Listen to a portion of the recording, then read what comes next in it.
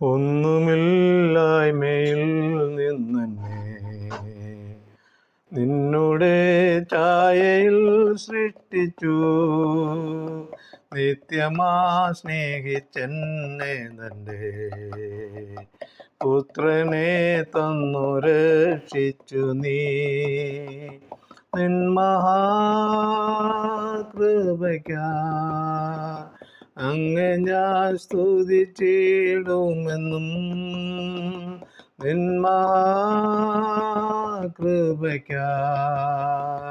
അങ്ങ് ഞാൻ സ്തുതിച്ചിടുമെന്നും. നാശമില്ലാത്തവകാശവും യേശുവിൻ ഭാഗ്യസന്നിധിയും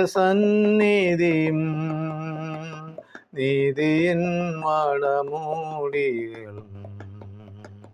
തന്മക്കൾക്കു സ്വർഗേ ലഭിക്കും. നിൻ മഹാകൃപയ്ക്കാ അങ്ങ് ഞാൻ സ്തുതിച്ചിടുമെന്നും. നിൻ മഹാകൃപയ്ക്കാ അങ്ങ് ഞാൻ സ്തുതിച്ചിടുമെന്നും. ഒന്നുമില്ലായ്മയിൽ നിന്നെ നിന്നുടെ ഛായയിൽ സൃഷ്ടിച്ചു. നിത്യമായി സ്നേഹിച്ചെന്നെ തൻ്റെ പുത്രനെ തന്നു രക്ഷിച്ചു നീ. നിൻ മഹാകൃപയ്ക്കാ അങ്ങ് ഞാൻ സ്തുതിച്ചിടുമെന്നും. നിൻ മഹാകൃപയ്ക്കാ അങ്ങ് ഞാൻ സ്തുതിച്ചിടുമെന്നും.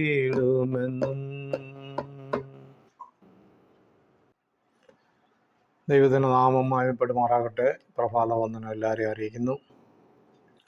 ഇന്നത്തെ ചിന്തയ്ക്കായിട്ട് ആദാമും ഹവ്വായും ഏദൻ പർദീസയിൽ ആയിരുന്നപ്പോൾ അവിടെ അവരുടെ പ്രവൃത്തി മൂലം ആ പർദീസായിൽ നിന്ന് അവരെ ദൈവം പുറത്താക്കിയ ഒരു സംഭവമാണ്. എല്ലാവർക്കും അറിയാവുന്നതാണെങ്കിലും ഒരു ചെറിയൊരു വിവരണം അതിനെക്കുറിച്ച് പറയാൻ ഞാൻ ആഗ്രഹിക്കുകയാണ്. അതായത് ഏദൻ പർദീസയെ മലിനപ്പെടുത്തിയ ദമ്പതികൾ എന്നാണ് ഞാൻ അതിന് തലവാചകം കൊടുത്തിരിക്കുന്നത്. ഈ തലവാചകം കേട്ട് ആരും നെറ്റി വിളിക്കരുത്. കാരണം ദൈവം പരിശുദ്ധമായ നിലയിലായിരുന്നു ഈ ഏദൻ പർദീസയെ സൃഷ്ടിച്ചത്. സാത്താനാൽ മലിനപ്പെട്ടു കിടന്ന ഭൂമിയെ ദൈവം ശുദ്ധി ചെയ്തും പുതുക്കി പണിതുമാണല്ലോ ദൈവസ്വരൂപത്തിൽ ആദ്യ മനുഷ്യനായ ആദാമിനെ സൃഷ്ടിച്ച് ദൈവത്തിൻ്റെ ജീവശ്വാസം ഊതി ജീവനുള്ള ദേഹിയാക്കി തീർത്തത്. എങ്കിൽ വഞ്ചകനായ സാത്താനും കൂട്ടരും ഈ ഭൂമിയിൽ തന്നെ ഉണ്ടായിരുന്നു. എന്നാൽ യാതൊരു കളങ്കവും പറ്റാതെ ദൈവസ്വരൂപത്തിലും സാദൃശ്യത്തിലും സൃഷ്ടിക്കപ്പെട്ട മനുഷ്യനെ യാതൊരു മാലിന്യം പറ്റാതെ സൂക്ഷിക്കേണ്ട ഉത്തരവാദിത്വവും ദൈവത്തിനാണല്ലോ ഉള്ളത്. അതിനാൽ യഹോവയായ ദൈവം കിഴക്ക് ഏതെങ്കിലും ഒരു തോട്ടമുണ്ടാക്കി ദൈവം സൃഷ്ടിച്ച മനുഷ്യനെ ആ തോട്ടത്തിലാക്കി. പരിപാവനമായ തോട്ടം ഒരു മലതള്ളും അവിടെ ഇല്ല. മാത്രമല്ല മനുഷ്യൻ്റെ ശരീരത്തിന് ആവശ്യമായ എല്ലാ ആ തോട്ടത്തിൽ നിന്ന് തന്നെ മുളപ്പിച്ചു. മാത്രമല്ല തോട്ടം നനയ്പ്പാൻ ഒരു നദിയും അവിടെ നിന്ന് പുറപ്പെടുവിച്ചു. ഈ പ്രക്രിയകളൊക്കെയും എത്ര ദിവസം കൊണ്ട് ദൈവം നടത്തിയെന്നതിന് തെളിവുകളൊന്നുമില്ല. ദൈവത്തിൻ്റെ ഒരു വാക്കിനാൽ സകലം ഉളവാകുമല്ലോ. ഈ ഏദൻ തോട്ടം ഒരു ഉയർന്ന സ്ഥലത്തായിരിക്കാം എന്ന് നമുക്ക് അനുമാനിക്കാം. അതിനാലാണല്ലോ 4 ശാഖയായി പിരിഞ്ഞ് ആദ്യം താഴോട്ട് ഒഴുകി തുടങ്ങിയത്. പീശോൻ, ഗീഹോൻ, ഗിസ്ദേക്കൽ, ഫ്രാത്ത് എന്ന പേരുകളോടുകൂടിയാണ് ഈ നദികൾ ഭൂതലത്തിൽ ഒഴുകി തുടങ്ങിയത്. ദൈവം മനുഷ്യനെ തോട്ടം കാപ്പാനും വേല ചെയ്യുവാനുമാണ് തോട്ടത്തിലാക്കിയത്. കാണുവാൻ ഭംഗിയുള്ളതും തിന്മാൻ നല്ല ഫലമുള്ളതുമായ ഫലങ്ങളും തോട്ടത്തിൻ്റെ നടുവിൽ ജീവവൃക്ഷവും നന്മതിന്മകളെക്കുറിച്ചുള്ള അറിവിൻ്റെ വൃക്ഷവും ഈ തോട്ടത്തിൽ ദൈവം മുളപ്പിച്ചു. ഈ സമയത്ത് ഹവ്വ സൃഷ്ടിക്കപ്പെട്ടിട്ടില്ല. ആദാമിനോട് മാത്രമായി യഹോവ പറഞ്ഞ സംഗതിയാണ്, തോട്ടത്തിലെ സകല വൃക്ഷങ്ങളുടെയും ഫലം നിനക്ക് തിന്നാം, ഇഷ്ടം പോലെ തിന്നാം. എന്നാൽ നന്മതിന്മകളെക്കുറിച്ചുള്ള അറിവിൻ്റെ വൃക്ഷഫലം നീ തിന്നരുത്, തിന്നുന്ന നാളിൽ നീ മരിക്കും. ആദാമിനോട് ഈ മുന്നറിയിപ്പ് നൽകിയതിന് ശേഷമാണ് ദൈവം ഹവ്വയെ സൃഷ്ടിക്കുന്നത്. ഹവ്വയെ സൃഷ്ടിച്ച വിഷയങ്ങൾ ഇവിടെ വിവരിക്കുന്നില്ല. ഹവ്വ രംഗപ്രവേശനം ചെയ്ത ശേഷമാണ് തോട്ടത്തിൽ സംഭവങ്ങൾ നടക്കുന്നത്. ഹവ്വയെ ആദാമിന് തക്ക തുണയായി ലഭിച്ചത് മുതൽ വഞ്ചകനായ സാത്താൻ അവരെ ദൈവത്തിൽ നിന്ന് അകറ്റാൻ തന്ത്രങ്ങൾ മെനയുകയായിരുന്നു. ദൈവസ്വരൂപത്തിലും സാദൃശ്യത്തിലും സൃഷ്ടിക്കപ്പെട്ട ആദാമിന് ദൈവം അധികാരങ്ങളും അവകാശങ്ങളും നൽകി കൊടുത്തിരുന്നു. സാത്താനാലിൻ്റെ അധീനതയിൽ കിടന്നിരുന്ന ഭൂമിയെ ദൈവം ശുദ്ധി ചെയ്ത് പുതുക്കി പണിതും മനുഷ്യവാസയോഗ്യമാക്കിയതിന് ശേഷം ഭൂതലത്തിൽ ഇന്നുവരെ ദൈവം സൃഷ്ടിച്ച സകലത്തിനും ആദ്യ മനുഷ്യനായ ആദാമിനെ അധിപതിയാക്കി. ഈ അധികാരം വീണ്ടും കൈവശമാക്കുവാൻ ദൈവമായി അവരെ അകറ്റി നിർത്തിയെങ്കിലേ സാധ്യമാകത്തുള്ളൂ. ദൈവ തേജസ്സിനാൽ നിറയപ്പെട്ട ആദാമിനെ നേരിടാൻ ലൂസിഫറിന് അല്ലെങ്കിൽ സാത്താന് ഇപ്പോൾ സാധ്യമല്ല. അപ്പോൾ അവൻ നോക്കിയപ്പോൾ ആദാമിൽ നിന്ന് സൃഷ്ടിക്കപ്പെട്ട ഹവ്വായിൽ ദൈവ തേജസ് ഇല്ലാത്തതിനാൽ അവളെ കീഴ്പ്പെടുത്തുവാനുള്ള ശ്രമം നടത്തി. അത് വിജയിക്കുകയും ചെയ്തു.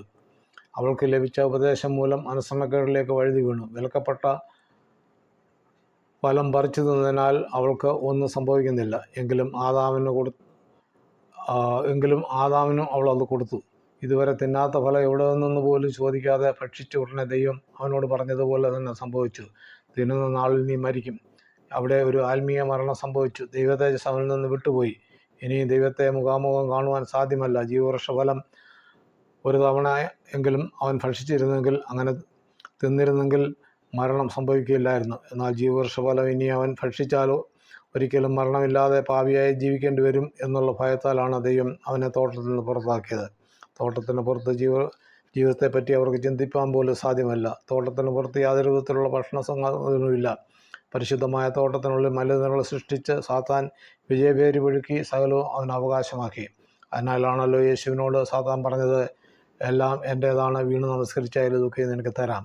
നിൻ്റേതല്ല എന്ന് യേശു വാദിച്ചതുമില്ല. എന്നാൽ അവൻ്റെ സകല അധികാരങ്ങളും യേശുവിൻ്റെ മരണം മൂലം അത് ഏറ്റെടുത്തതായിട്ട് നമുക്ക് വായിപ്പാൻ കൊണ്ട് സാധിക്കും. 1 കൊരിന്ത്യർ 15:24-25 വാക്യങ്ങൾ. അന്ന് അവൻ എല്ലാ കാഴ്ചകൾക്കും അധികാരത്തിന് ശക്തിക്ക് നീക്കം വരുത്തിയിട്ട് രാജ്യം പിതാവായ ദൈവത്തെ ഏൽപ്പിക്കും. സകലത്തെ അവൻ്റെ കാൽ കീഴാക്കിയിരിക്കുന്നതെന്നുണ്ടല്ലോ. പ്രിയ ശ്രോതാക്കളെ, ദൈവം നമ്മെ സൃഷ്ടിച്ച് നമ്മെ ആക്കിയിരിക്കുന്ന സ്ഥാനത്ത് നാം മാലിന്യപ്പെടാതെ പരിശുദ്ധതയിൽ തന്നെ കാത്തു സൂക്ഷിപ്പാൻ നിൽക്കണം. നമുക്ക് തന്നിരിക്കുന്ന ഓരോ ഉത്തരവാദിത്തങ്ങൾ അത് പൂർണ്ണതയിലെത്തിപ്പാൻ നിൽക്കണം. ദൈവസന്നിധി നമുക്ക് ഏൽപ്പിച്ചു. അതല്ലെങ്കിൽ ആദാമിന് ഹവ്വായ്ക്ക് സംഭവിച്ച പോലെ ദൈവം നമ്മെ ഉപേക്ഷിക്കും. അങ്ങനെയുള്ള ജീവിതം ആർക്കും വരാതിരിപ്പാൻ ദൈവമായ കർത്താവ് സഹായിക്കട്ടെ. അതിനുവേണ്ടി ഏൽപ്പിച്ചു കൊടുക്കാം. ഈ വചനത്താൽ ദൈവം നമ്മളെ അനുഗ്രഹിക്കുമാറാകട്ടെ. തിരുവചന ഭാഗം തുടർന്ന് ലഭിക്കുവാൻ ഈ വീഡിയോ ലൈക്ക് ചെയ്യുക, ഷെയർ ചെയ്യുക, സബ്സ്ക്രൈബ് ചെയ്ത് സപ്പോർട്ട് ചെയ്യുക. അടുത്ത വീഡിയോയുമായി നമുക്ക് വീണ്ടും കാണാം.